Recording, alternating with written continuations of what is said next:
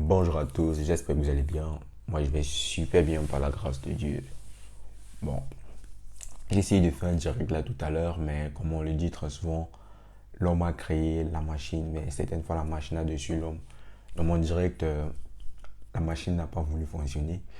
Mais j'ai tellement envie de dire ce que j'ai à l'esprit que j'ai décidé d'enregistrer cette vidéo pour toi. Je pense que tu as besoin d'entendre ça. Ou si toi, tu n'as pas besoin, quelqu'un autour de toi, à côté de toi, a besoin d'entendre ça en cette saison.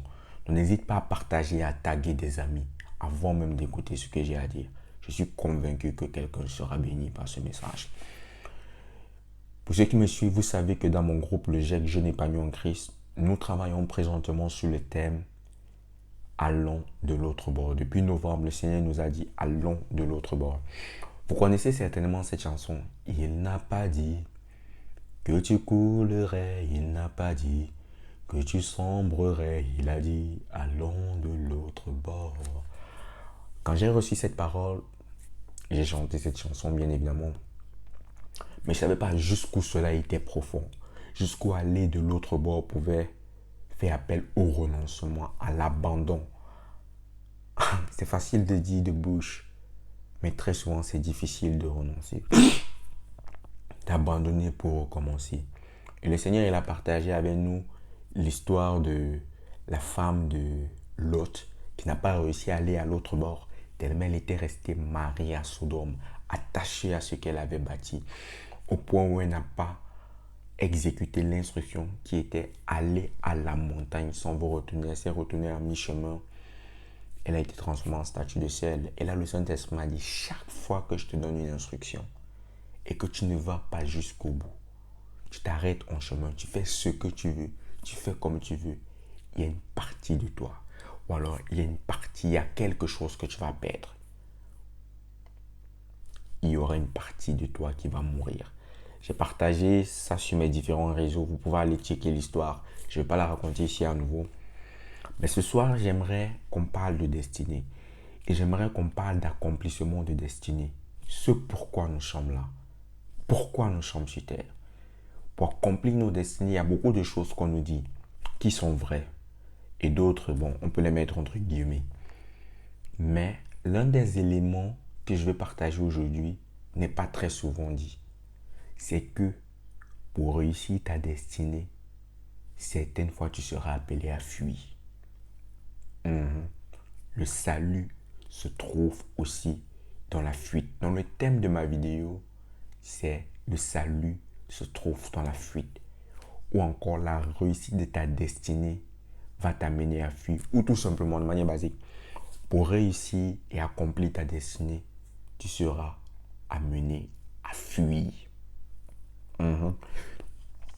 Donc on va parler de la fuite et ensuite je vais associer à ça un élément que je trouve très important aussi dans l'accomplissement de la destinée qui sont les relations et l'importance de considérer toute personne, j'ai dit toute personne, l'importance de considérer toute personne à côté de toi, qu'elle ait de l'argent, qu'elle n'ait pas d'argent, qu'elle ait 8000 followers, qu'elle n'ait pas de followers, qu'elle soit connue, inconnue, frère, la destinée là. Vous allez voir par vous-même qu'il y a des personnes qui ne sont pas connues, qui n'ont rien pour attirer les regards. Au Cameroun, on dit les rienneux, les rientons. Mais ces personnes peuvent t'aider à entrer dans ta destinée. Donc, lisons ensemble. Avant de lire, on va prier. Merci Saint-Esprit pour ta présence. Merci parce que tu nous donnes la compréhension de ce que nous allons partager. Merci surtout parce que tu nous donnes la capacité d'appliquer. Seigneur, merci parce que tu amènes mon frère, tu amènes ma soeur à l'autre bord de sa destinée, à l'autre dimension. La dimension de révélation, la dimension de compréhension, la dimension d'impact, la dimension de gloire à laquelle tu veux qu'il opère en cette saison. Merci Saint-Esprit, au nom de Jésus. Amen. Matthieu, le chapitre 2, du verset 13 au verset 15. Il est écrit. Après leur départ, je vous situe un peu. Jésus est né, les rois mages sont venus, ils lui ont apporté des présents et ils ont été avertis de ne pas retourner chez le roi, de rentrer par un autre chemin parce que le roi, entre-temps, avait prévu d'aller aussi adorer. Mais en réalité, il avait prévu de tuer les enfants de moins de 2 ans. Vous voyez ce que je veux dire? Et voilà l'histoire. Pour ceux qui ne connaissent pas, je vous la fais court. Pardon. Après leur départ, un ange du Seigneur apparut à Joseph dans un rêve et lui dit, lève-toi, amène l'enfant et sa mère et fuis en Égypte. Je lis la version Semeur. Lève-toi, amène l'enfant et sa mère et fuis. Lève-toi. Ça, c'est une instruction. C'est une action à poser. Retenons ce verbe. Fuis en Égypte. Retenons encore celui-ci. Tu y resteras jusqu'à ce que je te dise de revenir, car Hérode fera chercher l'enfant pour le tuer. Verset 14. Joseph se leva donc, amena l'enfant et sa mère de nuit pour se réfugier en Égypte. Il y resta jusqu'à la mort d'Hérode. Ainsi s'accomplit ce que le Seigneur avait dit par le prophète. J'ai appelé mon fils à sortir d'Égypte. J'ai appelé mon fils à sortir d'Égypte. Waouh! Waouh, waouh, waouh, waouh, waouh. Une fabuleuse histoire. Même Jésus a fui. Ah, la vie. Il y a cette catégorie d'enfants de Dieu qui croient que Dieu fait de grandes choses. Rien n'est impossible à Dieu. J'appartiens aussi à cette catégorie qui croit que Dieu est tout puissant. Mais par-dessus tout, je crois en la souveraineté de Dieu. Je crois que Dieu est souverain. Est-ce que vous voyez ce que je veux dire? Je crois en la toute souveraineté de Dieu. Réussir fait appel à la planification, la vision et bien d'autres choses. Mais certaines fois, quand il s'agit de destinée, si on commence par le verset 15, la Bible déclare « Ainsi s'accomplit ce que le Seigneur avait dit par le prophète. J'ai appelé mon fils à sortir d'Égypte. » Ça, c'est la parole qui est annoncée avant que Jésus ne naisse. Bien avant. Maintenant, le processus d'accomplissement de la parole, Dieu n'a pas donné. Le processus, le fonctionnement, le comment, Dieu n'a pas donné. Il a donné la finalité. J'ai appelé mon fils à sortir hors d'Égypte. Certaines fois, on nous a appris en physique que le travail d'une force dépend du point du départ et du point d'arrivée. Donc souvent, même lorsqu'on marche avec Dieu dans notre vie chrétienne ou dans notre vie de tous les jours, on regarde juste le départ et l'arrivée. Par contre, avec Dieu, le chemin parcouru est très, très, très important. Parce que c'est durant le chemin qu'il y a la formation. Maintenant, il y a une autre catégorie de personnes, je ne sais pas si je dirais c'est du zèle mal placé, mais la personne est en train de traverser une situation délicate et tu viens, tu lui dis, frère, je pense qu'il faut que tu changes peut-être de vie. Il dit non, je crois que le Seigneur peut me bénir. Rien n'est impossible à Dieu. Dieu va me bénir ici. Dieu va changer ma situation. Je suis convaincu dans mon esprit. Bon, tu es convaincu selon qui? C'est la question que j'ai envie de poser. Est-ce que c'est le Saint-Esprit qui t'a convaincu? Parce que même ton propre esprit peut te convaincre d'une chose. Ah oui.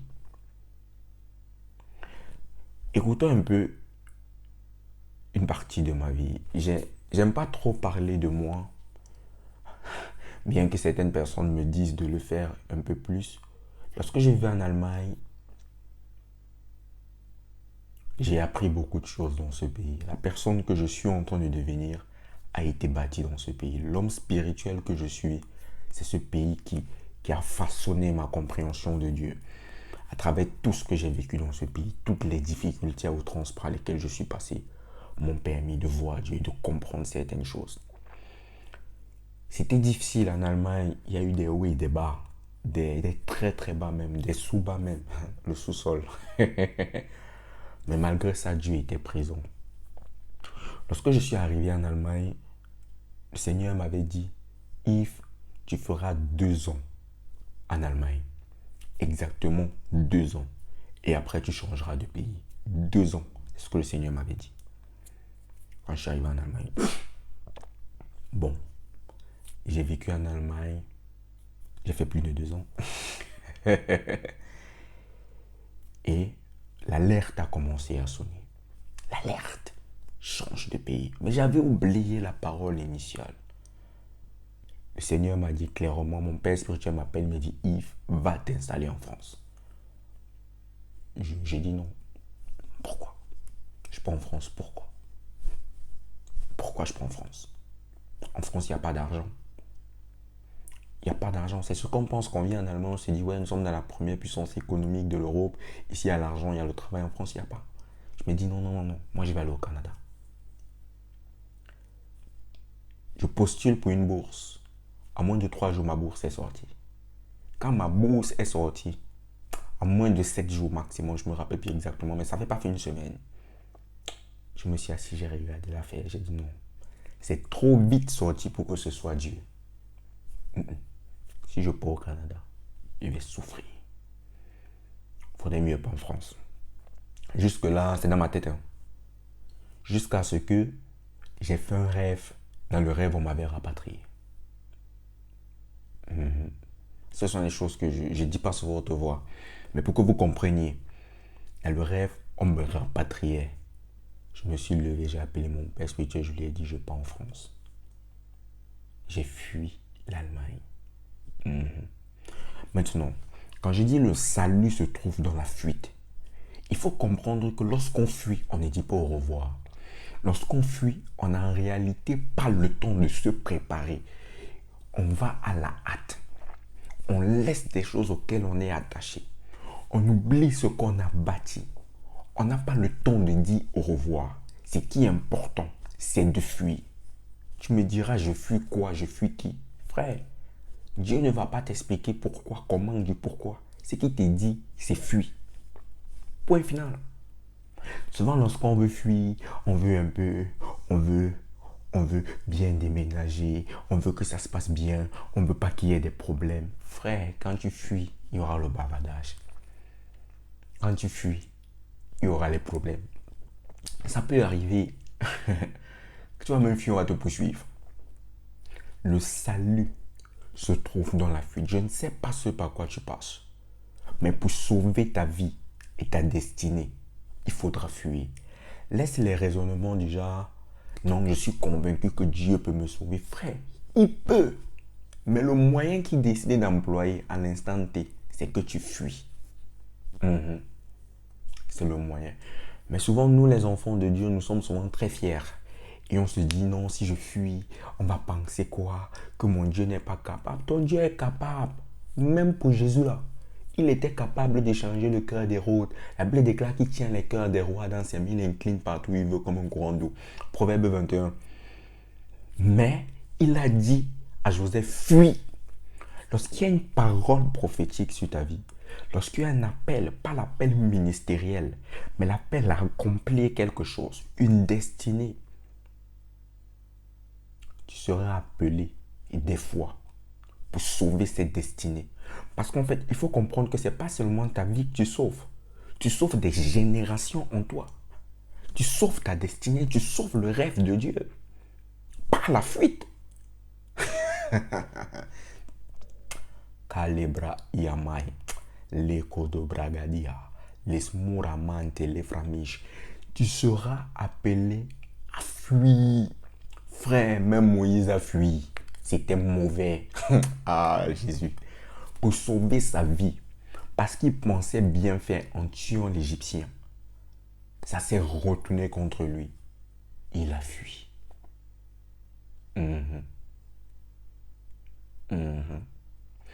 Donc, c'est important de savoir ça.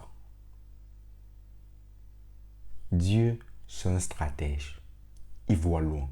Très loin par rapport à toi. Très loin par rapport à nous. Aller de l'autre bord peut nous amener à fuir. Mais on fuit toujours vers une destination connue, donnée par Dieu. Pas vers une destination inconnue. Dieu te dit va à tel endroit. Vous savez, il y a ce qu'on appelle le là de Dieu. Le là, c'est une position stratégique. géographique, un endroit précis, à un moment précis où Dieu te veut. Dieu dit, va là-bas. Je me rencontrerai avec toi là-bas, à tel endroit. En route là, si je t'arrête en route, c'est ton problème. Si tu t'arrêtes ici, quand il faut être là, là-bas, frère, tu auras une certaine visitation. Peut-être parce que quelqu'un prie pour toi. Dieu pourra agir, mais pas dans sa volonté parfaite. Si entre-temps tu ne meurs pas même émotionnellement, ou si tu ne te décourages pas, tu rétrogrades même. Bon, je ne vais pas parler du ici et du là de Dieu. Je vais mettre l'importance sur la fuite. Il y a des combats, ça je le dis prophétiquement, que tu es en train de mener à l'heure où je parle. Et Dieu t'a dit de laisser, d'abandonner. Il t'a dit de quitter. Je vois ça dans mon esprit. Quitter, change, sors de là, sors de là. Ça c'est une parole pour quelqu'un qui m'entend. Sors de là, le Seigneur te l'a dit. Laisse ces batailles, mais ta fierté personnelle, le conduira ton orgueil, ton image. Tu restes à cause de ça. Frère, du courage, hein, parce qu'émotionnellement, là, ça va cogner. Du courage, parce que la têtudesse engendre certaines choses. La désobéissance aussi. Donc ça, c'est important que nous le comprenions. Pour sauver nos destinées, c'est beau. Bon chic, bon genre. Je vais accomplir ma destinée, je vais accomplir ma destinée. C'est bien.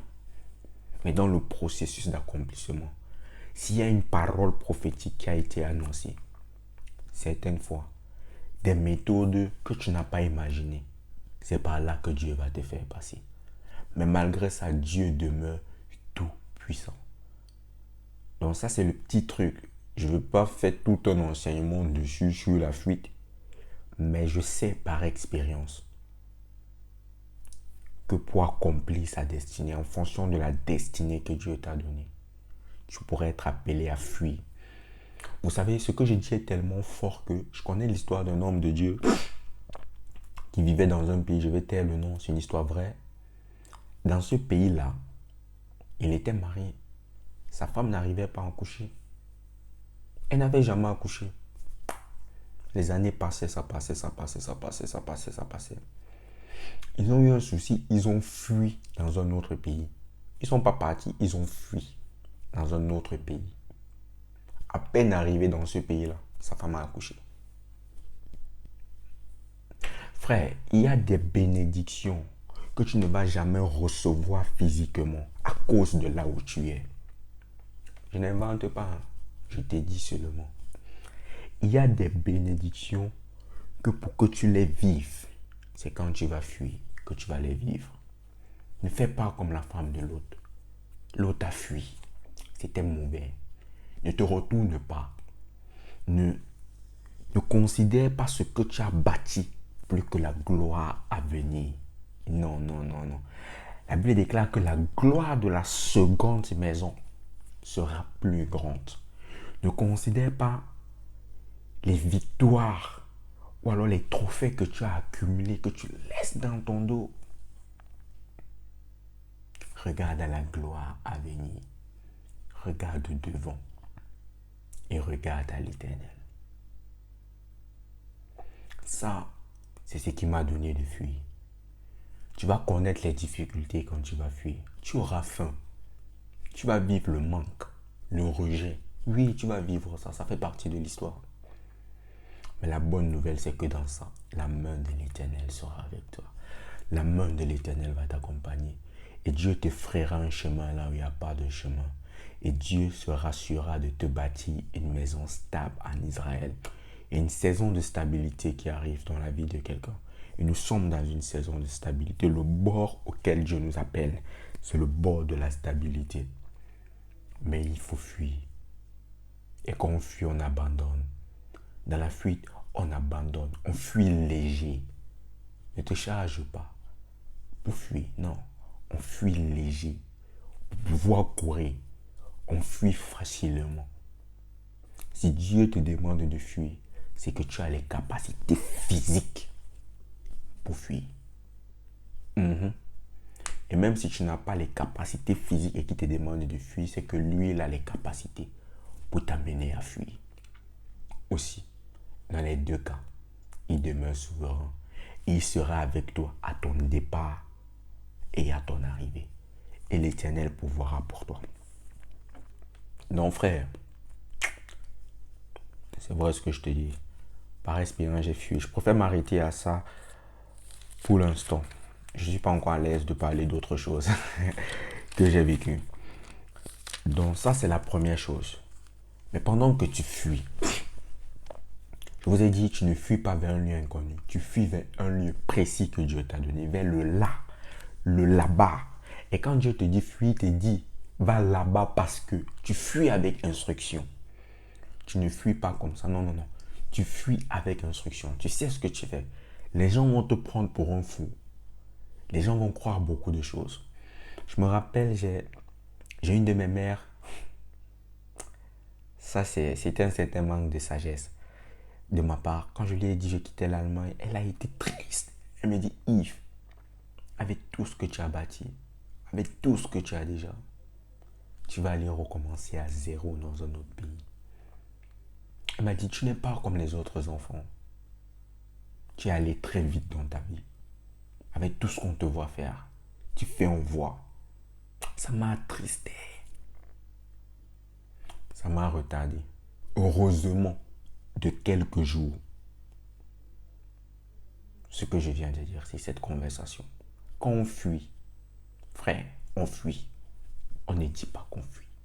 On fuit.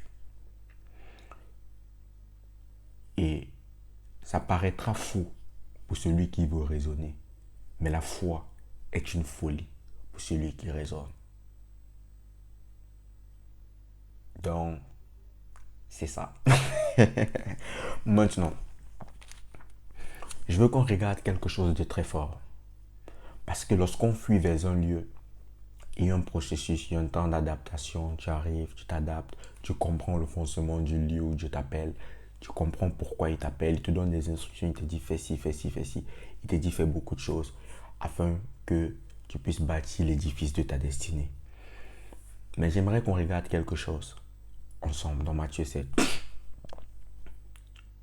Dieu, pour visiter un homme, passe par des hommes. On dit porte et levez vos linteaux, que le roi de gloire fasse son entrée. J'aimerais que tu comprennes dans ta fuite le principe des portes. Tout sur terre se joue par des portes. La porte souvent n'est pas le réel problème. Le problème peut être le gardien de la porte. Pour qu'une porte s'ouvre, il faut que quelqu'un t'ouvre la porte. C'est pour ça qu'on dit vulgairement, on est quelqu'un derrière quelqu'un. Pour qu'une porte s'ouvre à toi, il faut un précurseur qui t'ouvre la porte. Il faut que le gardien, le responsable de la porte, là, t'ouvre cette porte. C'est pour ça que j'aimerais que tu sois conscient, quand tu vas de l'autre bord, de ne négliger personne. Non, non, non. Il n'y a pas que lui, non, il ne peut pas m'aider. Lui, non, non, non, non, non, non, non. Personne n'est à négliger. Je vais te montrer ça bibliquement. Matthieu 7 dit quoi? Demandez et vous recevrez. Cherchez et vous trouverez. Frappez et l'on vous ouvrira. J'aime la dernière partie. Frappez et l'on vous ouvrira. Avant que je n'entre dans l'explication que je veux donner, en toute chose, il faudrait s'attendre à Dieu. Il faut aller la porte vers laquelle Dieu t'a dit d'aller frapper. Mais Dieu t'a dit d'aller frapper à une porte ne signifie pas automatiquement qu'elle te sera ouverte. Ce n'est pas un automatisme que Dieu m'a dit d'aller frapper, automatiquement on va m'ouvrir. Tu peux frapper, le gardien de la porte refuse d'ouvrir.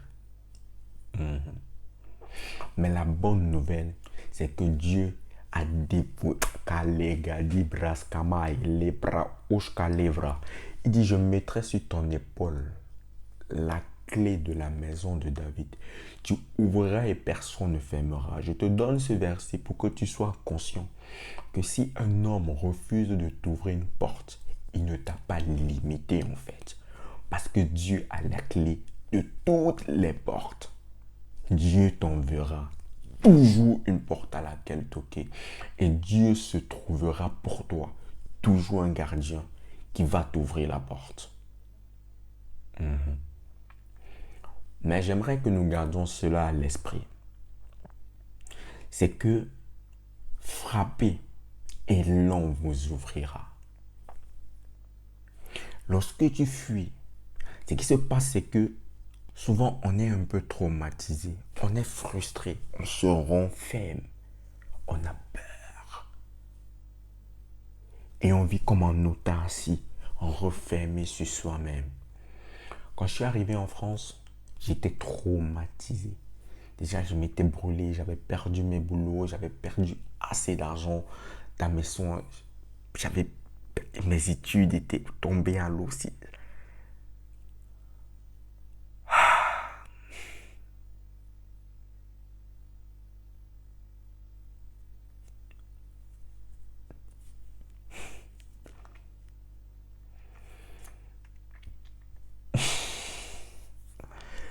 Donne-moi un instant, s'il vous plaît.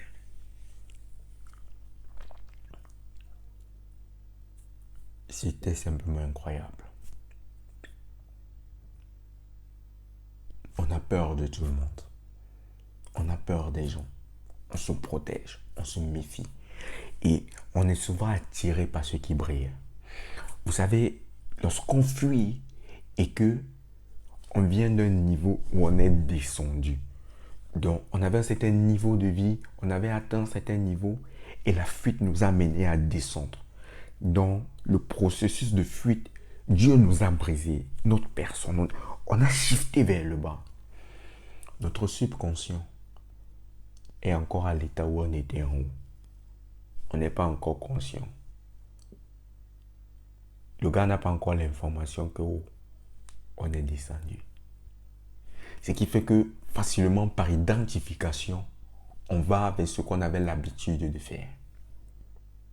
Vers le genre de nos relations qu'on avait, ce genre de fréquentation, jusqu'à ce que tu deviennes conscient que, hey, gars, tu as fui frère, tu n'es rien, tu es zéro. Et quand tu deviens zéro, tu apprends à considérer les gens autour de toi. Tu apprends à aimer l'humain ou même à considérer l'humain. Tu deviens un humain. Ah oui. C'est tellement fort que les gens aujourd'hui vivent leur vie sur le paraître parce que l'homme regarde à ce qui frappe les yeux dans tous les sens du terme. L'homme regarde ce qui brille, ce qui frappe les yeux. L'homme va te négliger parce que tu n'es pas attrayant. Même les chrétiens le font. Faut qu'on se dise un peu la vérité. Même les enfants de Dieu font ça. Déjà, ce sont des êtres humains. Ils regardent à ce qui brille. Ils vont regarder au nombre de followers que tu as. Ils vont regarder au genre d'endroit où tu prends tes photos, avec qui tu te filmes, avec qui tu fais quoi. Comme on dit, dis-moi avec qui tu marches, je te dirai qui tu es. Les mêmes chrétiens là oublient. La Bible déclare que Jésus n'avait ni beauté ni éclat pour attirer les regards. Oui, oui, oui. Non, non, non. Il n'avait ni beauté ni éclat pour attirer les regards. Mais Jésus était le gardien de l'une des plus grosses portes qui existent sur la terre et dans l'univers. Jésus était le gardien de la porte du salut et de la vie éternelle. Oui. Je viens de dire quelque chose de fort. Jésus était le gardien de cette porte-là.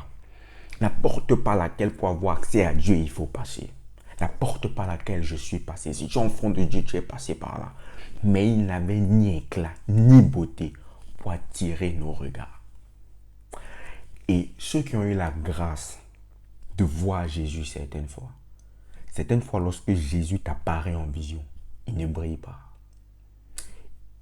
Il t'apparaît, j'ai eu cette grâce-là plusieurs fois, j'ai vu Jésus Jésus m'est apparu, il t'apparaît dans une enveloppe, je préfère le dire ainsi. Et lorsque tu l'acceptes, il se révèle. Mais il t'apparaît, c'est un enfant banal, mal vêtu, et même mes fils dans la foi. Quand Jésus, ceux qui ont eu la grâce de voir Jésus, lorsque Jésus leur est apparu, il m'appelle, il me dit, voilà, j'ai fait un rêve. Voilà, la personne est arrivée. C'était un vieux, c'était un mendiant. C'était quelqu'un de débraillé. Les gens se moquaient de lui, on le chassait. Je suis allé vers lui. J'ai pris soin de lui. Il s'est révélé. Il n'avait ni beauté ni éclat pour attirer les regards. Mais lorsque tu acceptes ça, tu vas, Jésus se révèle. Il s'est dit, ah, c'est moi. Ça, c'est très important. Quand tu vas de l'autre bord. Et il y a cette histoire d'une de mes tatas que j'aime beaucoup raconter à ceux avec qui je travaille. J'ai une de mes tatas qui fait ses affaires et elle est allée dans un pays. Elle voulait rencontrer le ministre de l'Habitat. Un truc de ce genre. Et je suis une tata très ouverte. Hein. Malgré son statut, elle est assez ouverte. Et puis voilà. Elle me dit, lorsqu'elle revient en France, elle me raconte l'histoire. Elle me dit, mon fils, j'ai pris une voiture là. Une voiture, chez nous au Cameroun, on appelle ça l'OPEP. Une voiture où tout le monde rentre. C'est souvent délabré, les vieilles voitures, c'est sale. Elle dit, j'ai pris une voiture comme ça. Et j'étais en train de rentrer chez moi. J'ai pris cette voiture. Et dans la voiture, les gens ont commencé à parler. Ils parlaient de tout et de rien. Ensuite, le chauffeur, dans ses dires, il a laissé sortir une phrase qui a attiré mon attention. Je suis aussi entré dans la conversation. J'ai commencé à causer avec eux, causer. J'ai amené le chauffeur à dire quelque chose pour me rassurer que j'avais bien compris. Il a dit. Ensuite, je lui ai dit, excusez-moi monsieur, mais vous avez dit ceci, ceci. Est-ce que tel? Le chauffeur répond. Le chauffeur lui dit, c'est lui que vous voulez rencontrer là. C'est moi son chauffeur. Ça fait 15 ans que je travaille pour lui. Elle s'étonne, elle dit, mais et qu'est-ce que tu fais dans ça? Le chauffeur répond, je travaille pour lui en journée et ça c'est mes pointages que je fais le soir. La dame, elle est étonnée, ma tata là. Elle dit au chauffeur, est-ce que tu peux parler de moi au monsieur? Le chauffeur dit oui, donnez-moi votre dossier. Demain, ce n'est pas moi qui travaille, mais si mon collègue ne va pas travailler, c'est moi qui vais devoir le conduire. Le lendemain, comme par, je ne sais pas si je dis par enchantement, par un coup de baguette magique, le collègue du monsieur n'a pas travaillé. L'homme qu'elle voulait rencontrer depuis des mois. Le chauffeur a donné son dossier en main propre au ministre de l'Habitat. Le chauffeur de l'OPEP de cette vieille voiture était le gardien de la porte. Parce qu'elle a eu le courage et elle ne l'a pas méprisé. Elle n'a pas dit ah les gens ici. Elle a baissé même ses standings pour entrer dans la voiture là en fait. Elle aurait bien pu prendre son dépôt, appeler son chauffeur et puis voilà, on l'a mené à sa résidence. Ah oui, mais le chauffeur était le gardien de la porte à laquelle elle cherchait à entrer depuis. La porte à laquelle elle frappait. Ce chauffeur était le gardien. Il lui a ouvert la porte. La suite appartient à l'histoire. Et ça, c'est important. Quand tu fuis et quand tu arrives là-bas, au bord où Dieu t'appelle. Honore tous ceux qui rentrent dans ta vie.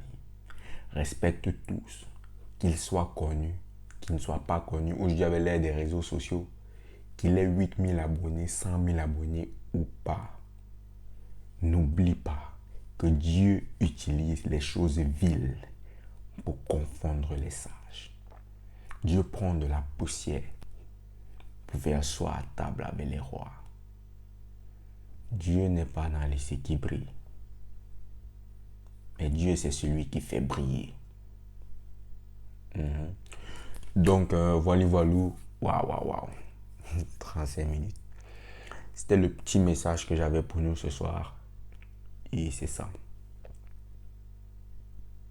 Dieu reste Dieu. Je crois qu'il est important d'honorer les portes. Pardon, les gardiens des portes. C'est eux qui nous font entrer.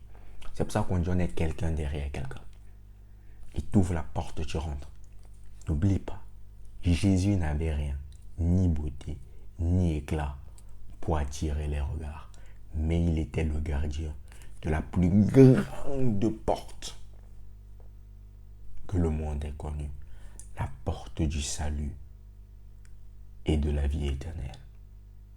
Dans cette saison, frère, sois sage.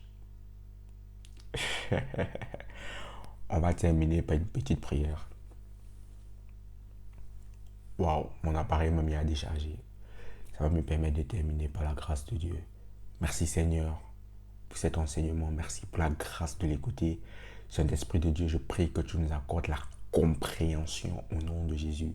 Seigneur, donne-nous de comprendre ce qu'on doit comprendre. Donne-nous de comprendre, Saint-Esprit, ce qu'on n'a pas encore compris. Donne-nous, comme Joseph, de nous lever parce que la responsabilité de l'action nous revient. Donne-nous de nous lever et d'obéir. Donne-nous de ne pas nous disqualifier par des raisonnements bizarres, mais donne-nous de rester attachés à toi, à obéir, parce que c'est toi qui connais le chemin par lequel nous devons passer pour arriver à la destination que toi seul as prévue pour nous. Merci de bénir tous ceux qui écouteront cette vidéo. Donne-leur de prospérer à tout égard, d'être en bonne santé physique comme ils le sont spirituellement, au nom puissant de Jésus. Amen, amen, amen. Allez, porte-toi bien. Ciao. Allons de l'autre bord, les gars.